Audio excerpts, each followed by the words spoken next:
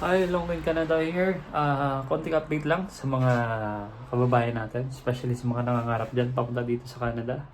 So kahapon lang nag-announce si Mark Miller, no, yung gobyerno ng Canada, na i-reduce nila yung pagtanggap ng foreign worker dito sa Canada. So hindi magandang balita yun, especially sa mga nag-a-apply ng trabaho dito sa Canada.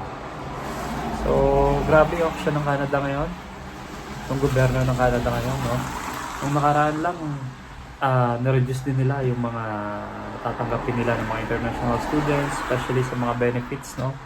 Na trabaho, pagpunta dito, tinanggal na nila yon sa mga spouses. So, grabe. Napaka-strict na ng gobyerno ngayon when it comes sa pagtanggap ng mga tao dito sa Canada.